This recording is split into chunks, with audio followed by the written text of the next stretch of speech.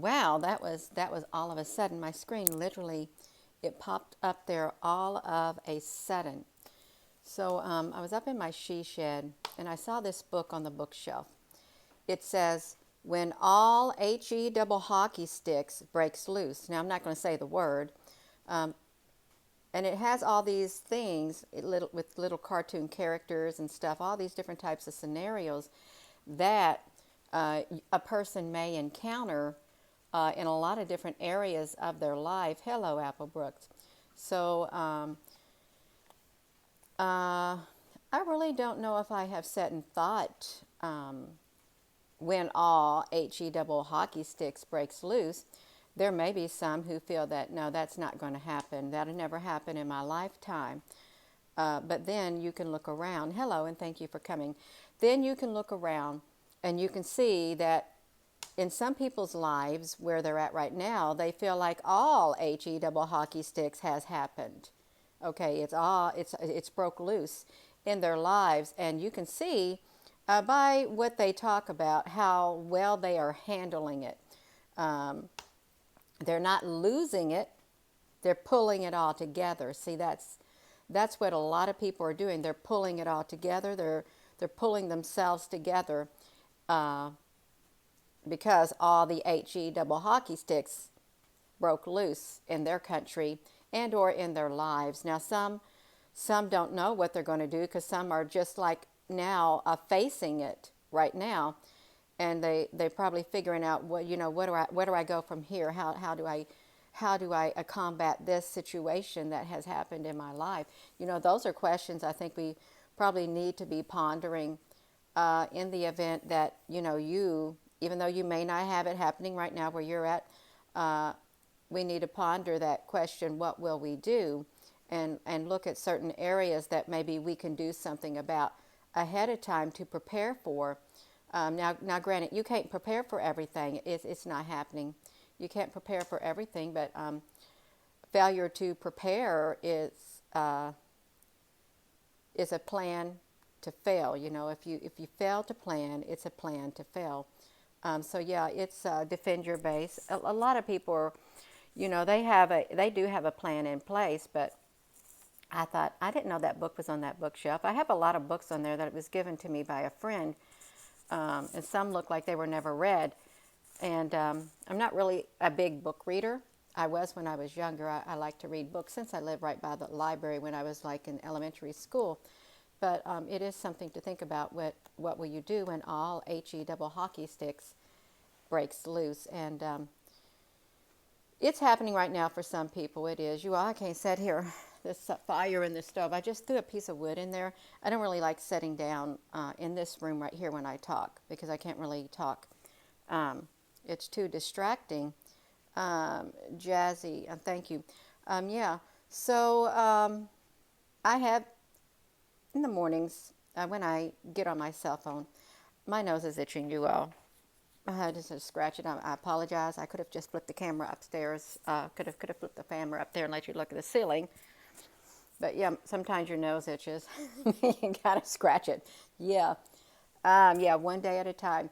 That's really what I'm doing. I am taking one day at a time, one step at a time is what I'm doing, because I'm not going to add. Whoa, Gina, honey, you watch out. You're going to fall on that, and your head's going to hit the stove.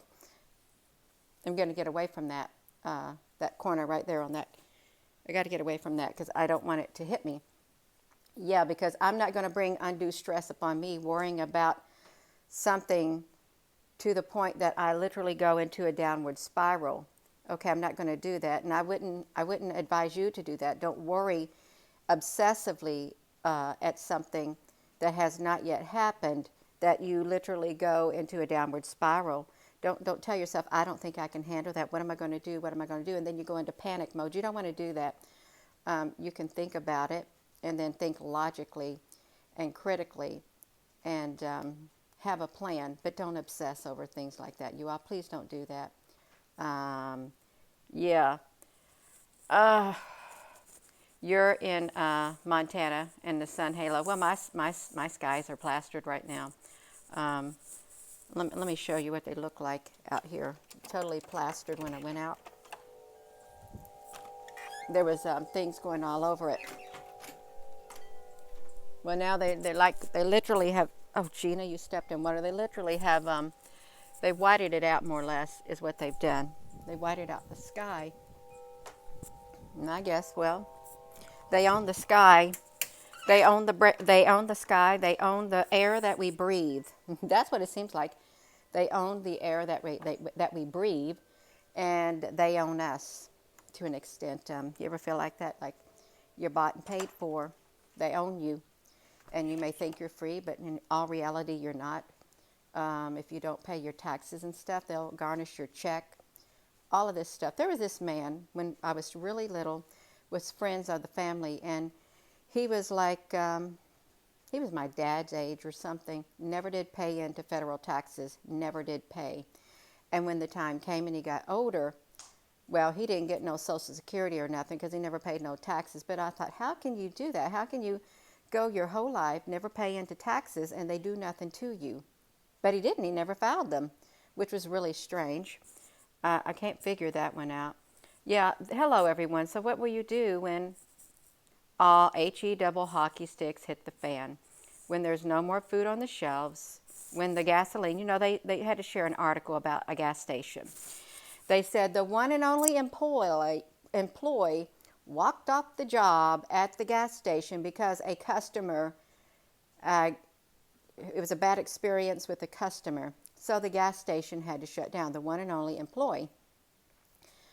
So wonder why I'm thinking, why you put something like that? And then, someone said that there is a planned grid down to purify the grid or something, or the internet or something. I don't know you. I don't really follow a lot of things at all. I don't. I just hear bits and pieces. And there is a lot of chatter. You name it, somebody's got something to say about it. But I think the most important thing when all HE double hockey sticks breaks loose is you got to maintain your strength in here and your peace in here, that despite whatever's going on in the world all around you, you're going to have it together. I'm not saying you're not going to have ups and downs. I'm not saying that at all. But you're going to have prepared yourself enough inside of here to face whatever comes your way in life. That's what I'm saying, because there's all many different types of scenarios. So if the food supply was disrupted, and that's what they do in times of war, they will literally starve out their enemy. They'll cut off the food supply. They'll do something to the water. They'll do that. And, of course, you'll have an information blackout, too. They'll weaken their enemy to the point that they have to in that scenario. And then you really do want to make sure you have some extra food on hand. You don't need to go overboard. You don't have extra food on hand. And I heard in another country, Ujina, in Afghanistan, someone was telling me that when I was at the store, that she had read that these families, the children are starving to death. And they went to the point where their little girls, they sent them away so they could have food. I guess they come back. But that's horrific. That is horrific. And, you may think, well, nothing like that would ever happen in this country where I'm at. Don't say that, because we never know what's going to happen. We don't. But you don't want to focus on that, the worst of everything. If you focus on the worst of everything, you're not going to do yourself any good, and you're not going to do anybody else any good. You're not. You're not. And, of course, they're beating the war drums again with you-know-who. They're beating the war drums. It's just all of this stuff happening, going on. Okay, so if the food you get some food, of course, and don't let your gas tank go below half. But you wouldn't want to be driving your car around when nobody else has gas, but you got all this gas in your car. You're going to be a target. They're gonna come after you if it got really bad. They would. This is so hot inside of here. It's like 82 degrees in this living room. It got too hot because I guess the temperature outside. Well, it's okay. Yeah. Somebody tried to exit out and restart the video again. Yeah, sometimes they mess this up. Yeah, so You want to have some medical supplies on hand. You really would. Like the basics. And even if you don't have like big bandages or stuff, you could have some material, old white T-shirts and something that you could use. If you got cut or something like that. Yeah, some physical books to read or physical board games. You'd want to have something like that. You want to have some matches. You want to have some lighters. You want to have a can opener, or you're going to have the pull top can. Warm clothes, blankets, anything like that. Um, but could you imagine if you're over there in like one of the countries like Afghanistan or all of those other ones, and there's fighting going on, constant warplanes flying overhead and stuff like that, and you are just like isolated. That's rough, you all. That's rough. Here in the United States, we got it good. Okay, we got it good. We don't have the things going on in certain areas of the United States that some other countries do. Okay, we don't. Am I going to say that we will? I'm not going to say that, but there's anything is possible in this world that we live in. I never thought I'd be looking around and seeing and reading and hearing everything that has happened within just the past 2 years. 2 years. Never dreamed of any of this. Um, yeah, the last thing you want to do is panic. You don't want to panic. Okay, and if you think, oh, well, something has happened, I'm going to get in my vehicle. You know what happens when a tsunami or a tornado or something's coming, tidal waves and things like that, hurricanes, the people that waited to the last minute, they clog the highways and you don't get out. Okay, you ain't going nowhere. You've got big bottlenecks. I mean, you get big bottlenecks. Everybody's trying to leave the coastal areas all at once. There's wrecks, there's everything, and then boom, you're caught with all those other people. You need to have a backup plan. You really do. Okay, and let's talk about this too. When all HE double hockey sticks breaks loose, I saw where they're going to bring up again the women going into the draft. Okay, right now women don't have to sign up for the draft, but they want equal rights for women. They want equal rights for women and men. So I think they're going to bring that up again in one of their meetings. I'm sure the day will come when women will be required to register for the draft because of a national emergency or in times of war and we don't have the manpower. They're going to need some more able bodies. That's a given, you all. That's a given. I was watching that selective service system back when we were in Hawaii, and that was like in 2001. That website, let me tell you about this. That website had hardly nothing on it. It was like starting at the ground. You go over there now, they got all kinds of stuff on there. And yeah, it's like there's all kinds of things. And if you just think about it, it's ridiculous. It's crazy. We're living in a crazy world now is what we're living in, a very crazy world. And it's like the HE double hockey sticks breaks loose in different facets of our lives, different facets, different areas. And yeah, now there may be people who don't even notice anything going on because, they're living their life. I would encourage you to live your life to the fullest while you can. I would. Don't quit living your life. Okay, make every moment count as if it was your last. Don't put off for tomorrow what you can get done today. Don't put it off. Don't say I'm going to do this tomorrow or you're just exaggerating. It's not going to get bad or nothing. Okay, you can think like that. Go on. But if there's something, if you want to think like that, and if there's something that you want to do, could I encourage you to please go do it? Get it taken care of. Okay. Yeah. And I don't know how many people could handle staying in their house longer than what they already have. If we go into complete lockdown, or then you would have that, I don't even like to say that one word, martial law or something. I don't like to say it. I don't like to think about it. Like curfews. We had curfews, okay? When we lived in Berlin, Germany, let's see, my son was born in 1990. So I think we went to Germany. My daughter was we stayed there 2.5 years until the wall went down. I think that was the first whatever war over there happened in the Middle East. And we had military tanks in the middle of in Berlin, in the housing complex that they had for the military families. We had armored tanks. And we had a guy standing up on top of the armored tanks with his machine gun. That's in every spot of the housing complex. We had different areas for different ranks.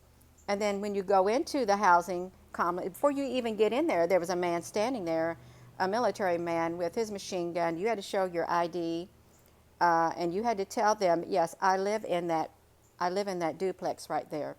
And then when you get up to your duplex, there was another one who was standing outside the duplex, who lived in the duplex, but they were the highest ranking individual in that duplex. They know you live there, but still you had to show proof that you lived there so that you can go in. And nobody went out after a certain time. Nobody went out? Okay, you didn't. There was places off limits. You couldn't go nowhere. That was locked in. I'd never seen anything like that in my whole entire life. And even the elementary school, they lined up the school buses. They lined up military trucks that they weren't using. They surrounded the elementary school because there was a threat. So anything like that could happen, you all. I've been there, done that. Do I like living on military bases? I really did like living on a military base. I did. It was the best life we ever had. It really was. I loved it. They took care of us. They really did. We got to travel places. Yeah. But I think it might be a different world now. It might. But while we were in, it was wonderful. It was a wonderful experience for my children. It was a wonderful experience for me to meet people from all walks of life. And everything you needed was contained upon that base. Anything and everything, which was great. Like an enclosed community. Now, that was on Hickam Air Force Base. Fort Meade, Maryland. Now that was an open base. Anybody could drive down and off. I didn't really like that too much. But yeah, it's just we live in a wild and crazy world, okay? And we can't take things for granted, okay? We can't. You can't take it for granted that you're going to go to the grocery store and you're going to get what you're looking for. You can't take that for granted anymore, and or the quantities, because they're limiting things as it is. They are. You can't take for granted that you'll be able to go into that bank and withdraw some cash because they may not have it. The teller may be down. You can't take for granted that you're going to go to the gas station and fill up your car, and then you get there, the gas station you wanted to go, they're out of gas because everybody else had the same thought and they went to do their gas like that too. It's like when the HE double hockey sticks hits the fan. I must have had that back door open. What will you do? Well, you better think ahead of time what you're going to do. That way you have a plan and you're not scatterbrained. You're not scatterbrained at all. Yes. Yeah, I loved living on the base. I did. And on the Hickam Air Force Base, because it was, you literally could take your body and you could lift your leg over that railing that divided Hickam Air Force Base with the, what was that, Pearl Harbor. Yeah, and we actually did. We went on this boat to where you could look down at the sunken ship. It was a very, very eerie feeling, you all. Let me tell you, it was a very eerie feeling, and I didn't like it. Of course, they say that was all planned too in order to get involved. But that's another story. Yeah, we got to prepare. We do, and we, most importantly, inside of here. And if you have to ask your children or your other family members, what can we do? We need to have a plan if something happens. So, because what if one of you are away? You got a job you got to drive to, away from home, and you have children at home. What happens if you can't get back home to your children at that time? You better let them know what they can do. And and if you had to leave your house, I told my nephews years and years and years ago, I said, if something ever happened, you come to your Aunt Gina's house, okay, and you bring that food with you. I told them that, bring that food with you. And if you have to, you got big pillowcases. They will hold whatever you need them to hold. Your pillowcases, they're very strong and they're very durable. If you had to grab something all of a sudden, stick it in your pillowcase, tie it up. You got you a bag. It'll hold like a trash bag won't. But yeah, anything and everything, you all. What will you do? The one thing you don't want to do is panic. Okay, is all. Yeah, you gotta communicate too. Yeah. But when you prepare, at least if it's even in one area, it's better than not preparing in any area at all. Okay, and if you want to think nothing's going to happen, that's okay. maybe nothing will affect you. Maybe you are totally protected in all, you got it covered in all areas, and you don't have to worry about nothing. Okay? There are people like that. That's okay. We'll just let it take care of itself. And sometimes tomorrow will take care of itself. But if you feel inclined within your spirit to do something and you don't, maybe there's a reason you were supposed to. If you felt within your heart you should do something and then you said, no, I'm not going to do it. Well, then that's your own fault. It's your own fault. You can't blame nobody but yourself for not acting on that intuition inside of you. Yeah, you're late. That's okay. That's okay. The first will be last and the last will be first. And the person who started working in the vineyard at the very end, he got paid as much as the people who worked there all day long. You think that's right? Well, it may not be right, but the person who pays has the right to do with what they want to with their money. The master can do whatever he wants with the money. Look at this. You got these 5 virgins, 5 wise, 5 foolish, and the lamp oil. Well, the foolish ones said they didn't need no lamp oil. Then the bridegroom came, and they wanted the lamp oil that was left from the wise virgins. Give us some of your oil. Okay? You know what they were told? No. Go and buy from those who sell. And while they went and bought from those who sell, they came back, the bridegroom came, and boom, the 5 wise virgins, they were gone. They had their lamps and their oil. They were ready. Now you can look at that from a material point of view, a worldly point of view too, preparedness. And then you can look like, go to the ant, you sluggard, and consider her ways and be wise. She prepares throughout the summer. All of that, you all. And the cronies, they're little creatures and live in the rocks. You all, what is the cronies? Because I never did look up the cronies when it talks about the cronies who live in the rocks. Somebody knows something about the cronies. Who are the cronies? I'm thinking they could be an insect. They could be a type of a being. They could be anything. The cronies who live in the rocks. Yeah. So there's many references in many books, and they got all these nice movies about the disasters happening and stuff like that. The bonies. I don't know what it is, but the moral of the story is you should prepare. Yeah. Oh, Michael Marcello, the Erwin Saunders YouTube, the Pixels, Fairies, and the Cronies. Thank you, Michael. That's very nice. So I might check that out because they exist. They have bones. Then there are beings. They're beings. It's another type of a being that we weren't really told about. That's the only one place that it's mentioned. The cronies are they small creatures, yet they live in their rocks? Yeah. So all of that, you all, there's lots of ways, but what will you do when all HE double hockey sticks breaks loose? You better know what you're going to do. You better prepare, but don't stress out and don't get yourself going into a downward spiral because there are people right now who wish they would have done some preparedness for the situation that they're now in. There are some people who are wishing they would have done something. They would have listened or they would have acted. You don't want to be caught with that which you wanted to have but you don't got now. Okay. Yeah, and get yourself right on the inside. Yeah, to where you got that peace within you. Be at peace with yourself. Okay, be at peace with yourself. You don't want to be in an argument with yourself either or with others. You don't want to lash out at others when things get bad because that's terrible. You make a stressful situation even worse when you lose your head, when you have fits of rage and stuff like that. Could you imagine little children being around when you're all upset and you're screaming and hollering and you got little children and or your spouse or other friends and stuff because you don't got it together because you didn't put it together ahead of time. You better get yourself together ahead of time on the inside of here. If you're prone to doing stuff like that, you better get yourself straight to where you ain't going to have that outburst like that because you're not prepared and you're frantic. Don't do it. Don't go there, you all. It's not nice. It's not. Yeah. All right.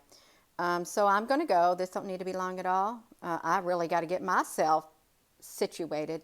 I got to get some stuff put away that I haven't got to do this week, but I'm going to do it. I am. I'm not going to put it off. So yeah, I hope you all have a wonderful rest of your day. And with that being said, hello wherever you are in any part of the world. Hello from my heart to yours. Love you. And have a wonderful rest of your day. And thank you for coming on here. You don't have to stress out. You don't. Just a little preparedness on your behalf, on your part, will work wonders. It really will. Starts on the inside of here. Thank you, moderators. And yeah, please give this video a thumbs up, you all. And have a wonderful rest of your day. Love you.